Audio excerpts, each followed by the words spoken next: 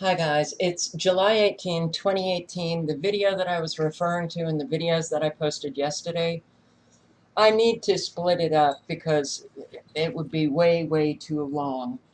But I am now doing that infrastructure video that I talked of a couple of months ago and never got around to it. I have said, wow, I am not really functioning all that well and um, can't seem to get done what I have said or need to get done. But did anybody see this? Donald Trump says U.S. could re-enter Paris climate deal.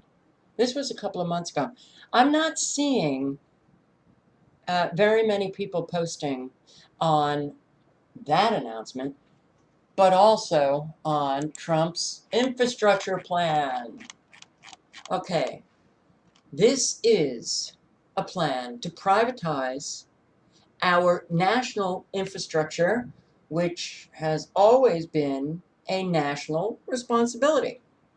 This plan is turning over our infrastructure to private entities.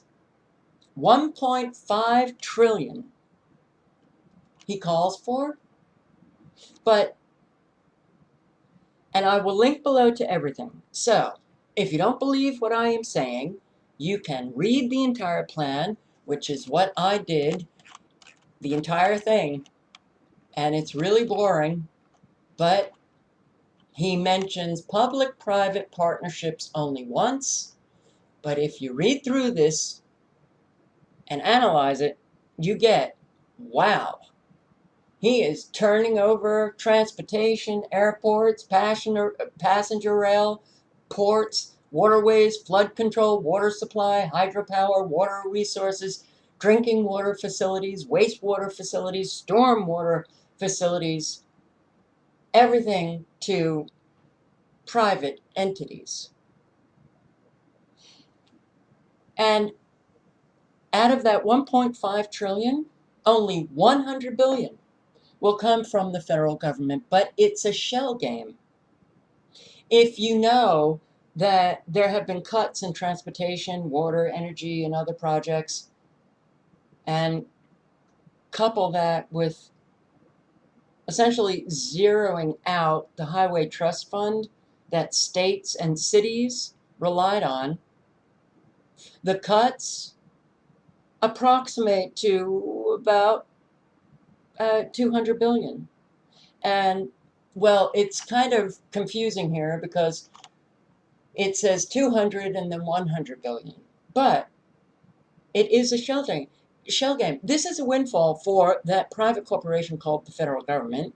And it is a windfall. It's the gift that keeps on giving to private investors.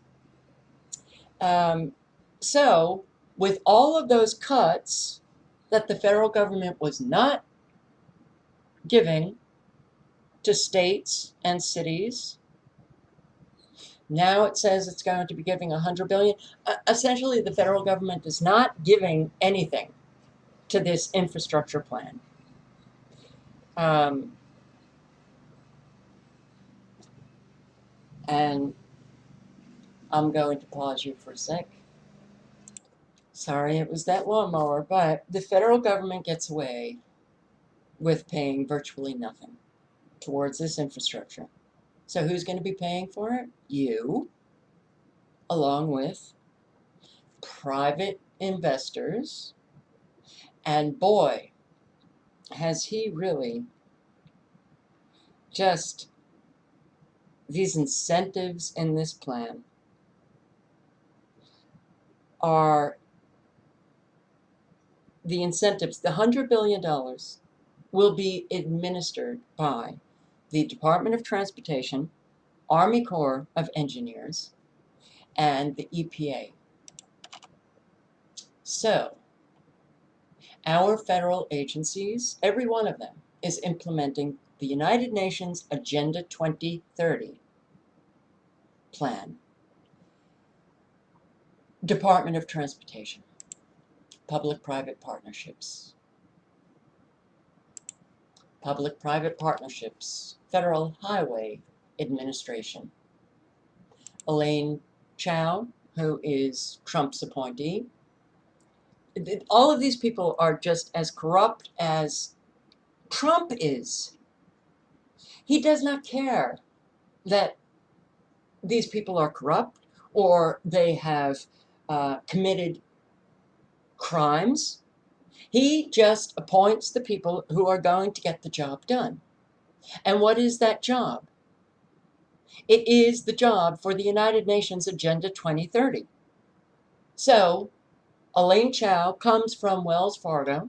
She gets that golden parachute from Wells Fargo Company, which is $5 million, while she is the head of the Department of Transportation. And when you see that the head of the Department of Transportation is one of those resilient public-private partnership kind of heads, and she is administering the monies for the infrastructure plan, but she comes from Wells Fargo, and she got that golden parachute. Who will benefit from that infrastructure plan? Wells Fargo. The EPA, Community-Based Public-Private Partnerships, Water Infrastructure, and Resiliency Finance Center. Public-private investments, financing resilient and sustainable water infrastructure. That's the EPA, the Green Infrastructure Agency, that will be administering the funds for our infrastructure. How about the Army Corps of Engineers, building resilience? So you put these three people in charge of administering the really zero sum, but the 100 billion. Where do you think that they're going to be putting that money? Well, first of all, they're going to be rewarding, no doubt, their friends, but they will approve contracts that are going to be resilient, sustainable.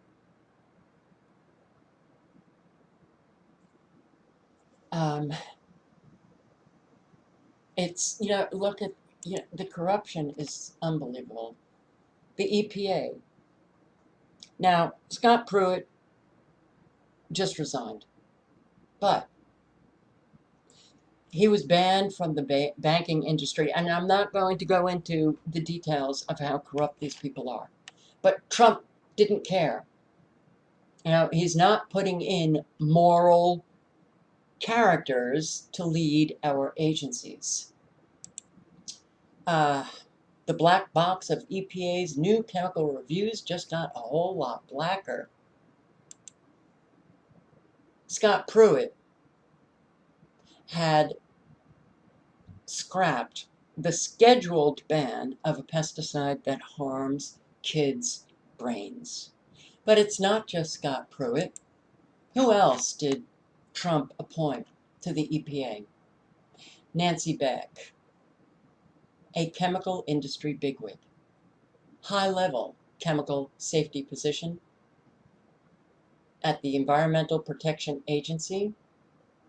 This is who Trump sticks in that position.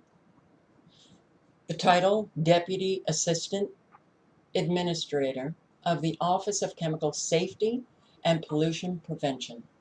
She comes from the American Chemistry Council, that powerful lobby representing Dow Chemical, DuPont, Monsanto, ExxonMobil Chemical, Chevron Phillips Chemical, Bayer, and other chemical companies.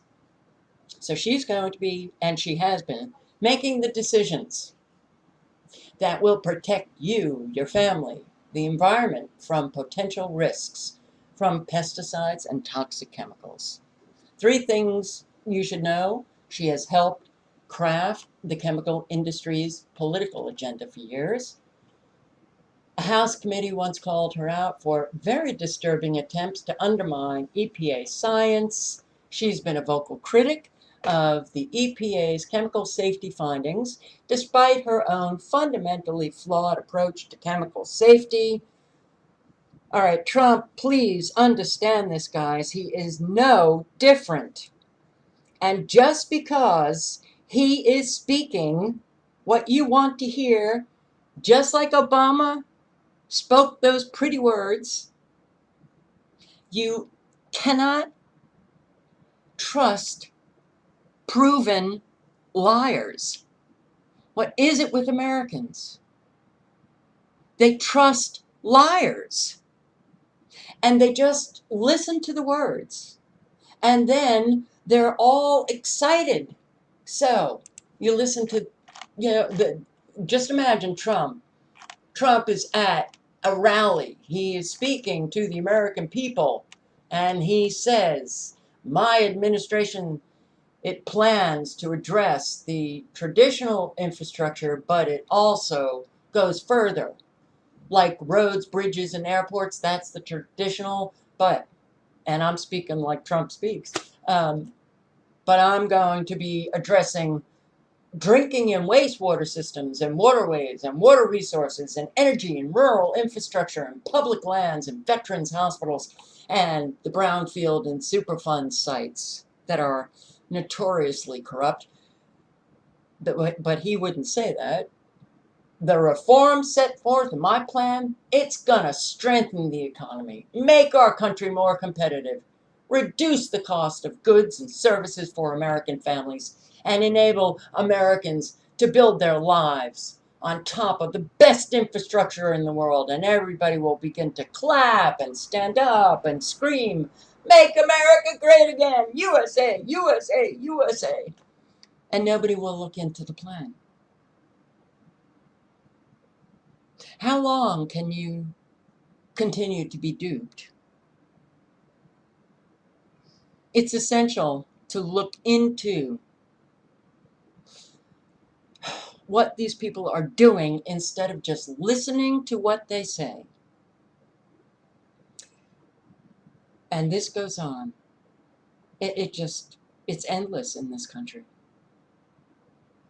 All right, so the incentive program, which will be funded $100 billion, will be administered by Agenda 2030 people. Now, the 100 billion, states, local governments, they are only going to get 20% of that 100 billion. And that is in the plan. Cannot exceed 20%, which means that state and local governments have to fund 80% of the 1.5 trillion. 80%. Now, we know that state and local governments all over the country are suffering. So many can't pay their pensions, and they're increasing taxes because they can't, because they just need the money. And well, we all know that states have two budgets. One they hide from the public, and one they show the public. Oh, we're out of money. We're out of money. We got to increase taxes. Well, that's what they're going to be doing with this infrastructure plan. But Trump has these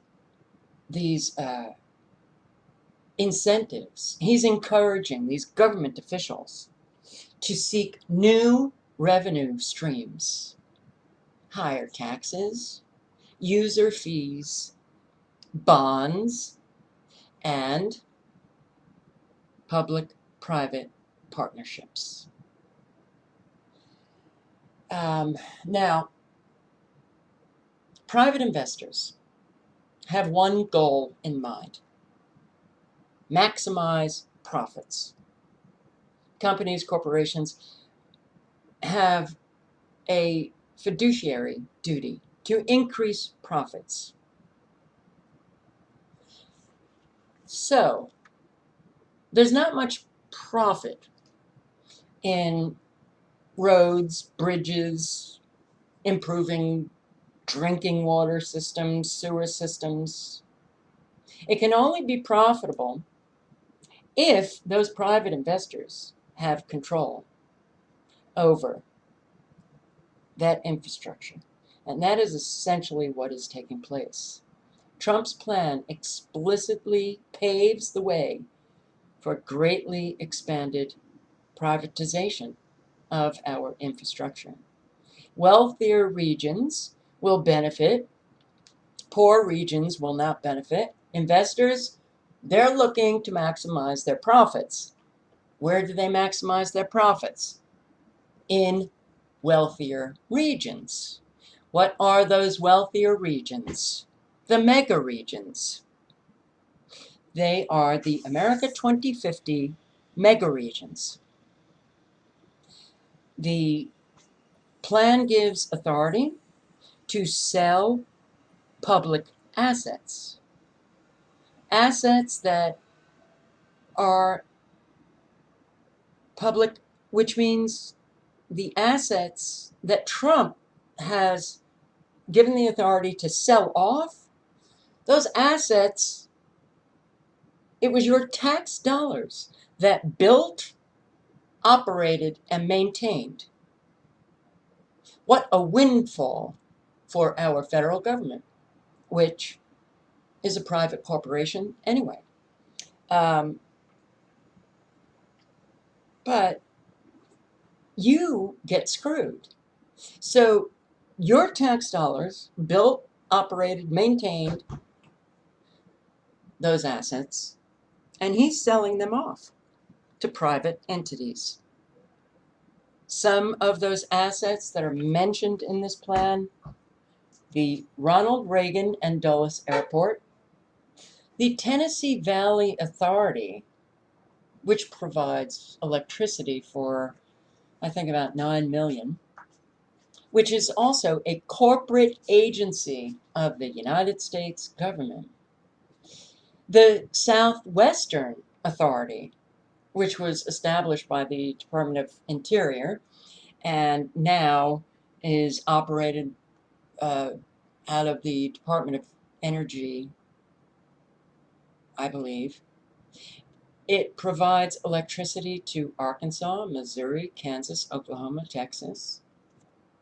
Put it in the hands of a private entity. Your electricity costs will skyrocket. And it also just generally gives authority to sell public assets that would be better managed by state or local governments or private entities. How many state or local governments can afford to purchase these public assets? It will be private entities. Interstate highways, private investment means private control. Interstate rest areas, Trump removes the current prohibition against commercial activity. So you know those little rest areas that just have, a bathroom and maybe some vending machines. Now you will see a McDonald's. Transportation. He removes barriers and encourages private financing. Transit eliminates constraints for using public-private partnerships. Airports eliminates the limit on airport privatization, which limits the number and size of private airports. Water, well, of course, water allows the Clean Water state revolving funds to subsidize privately owned treatment plants. removes regulations, which reduces environmental protections. So, once again, your tax dollars go to subsidize a private entity who is making a huge profit off of what you subsidize. But we don't have any clean water anymore.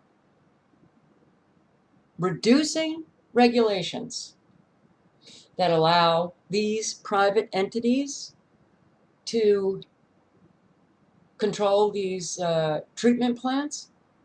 Really? Our water will only get more toxic.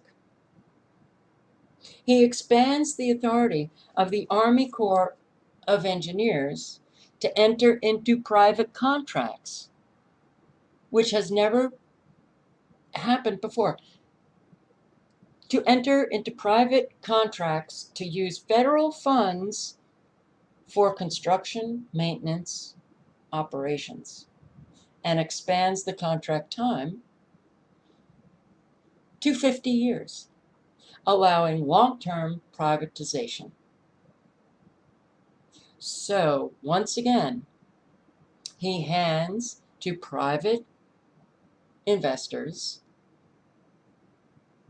money that you pay to the IRS for these private entities to construct, maintain, and operate. They get profit, you get to pay for the construction, maintenance, and operation. Wow. VA, the Veterans Affairs Agency, creates a pilot program to exchange VA land or facilities for lease of space for private facilities, allowing private corporations to control both public land and build and operate privatized VA facilities. Public lands to generate new revenue from energy development, allowing energy companies to exploit what's left of our public lands. He also, one of the incentives, he's essentially instructing these state and local governments to go out there, get private funding, and allow these PABs, private activity bonds, give it over to these private investors, these bonds.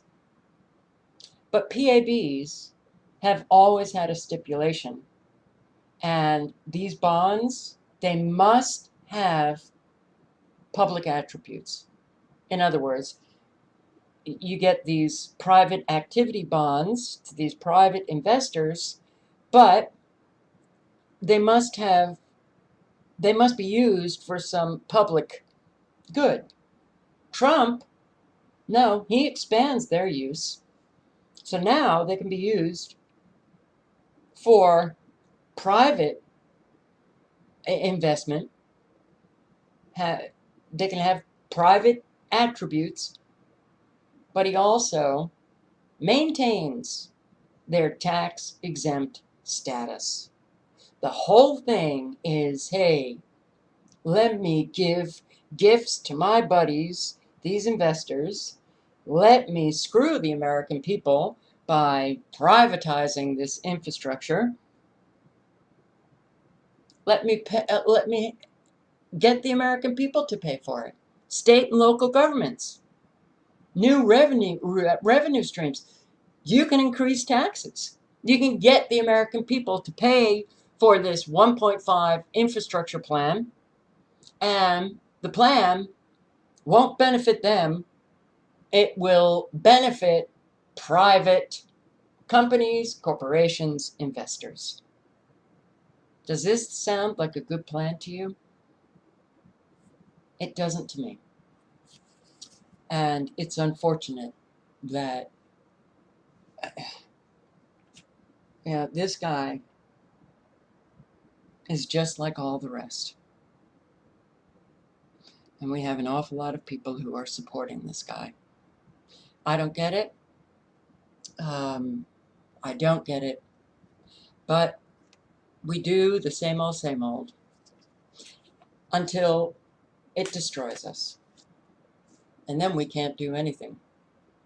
And that's exactly what we are doing. So that's the infrastructure plan that may very well go through next year. You're going to pay royally. It's going to hurt the country because all of these monies will be going into mega regions. It will be steered into mega regions. You will be subsidizing private investors who will be profiting from it.